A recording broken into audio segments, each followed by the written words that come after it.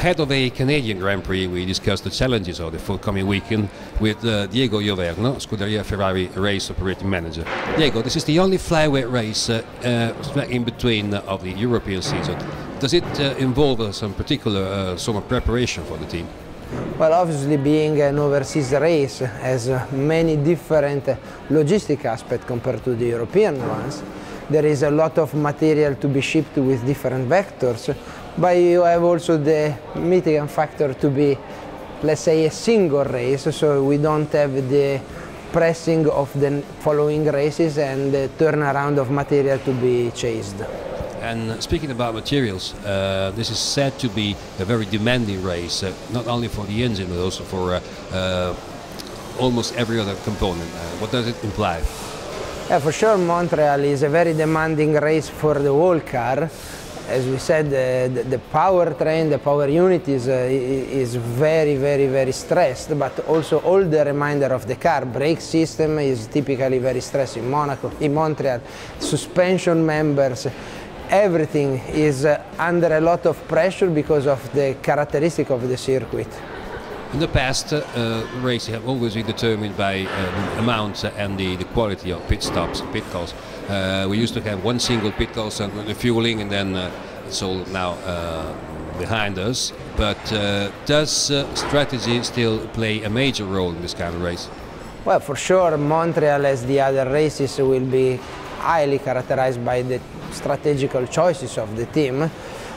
But also, Montreal is a very peculiar track because it's so quick with such a demanding braking where you can anyhow overtake. So it's true, in the past it was a single pit stop race, but with the new rules, with the new technologies, with the Pirelli tires, in the past someone as us that has tried a single pit stop race was not really lucky because you ended up with a big cliff at the end of the race.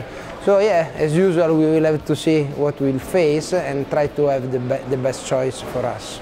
You just touched the issue of tires, and Pirelli is bringing to Canada the same compounds, soft and super soft. They have been used previously in the Monaco race, but still it's a very different sort of changing. For sure, in Monaco, these two tires were mainly struggling for warm-up. The asphalt is not particularly rough in Monte Carlo.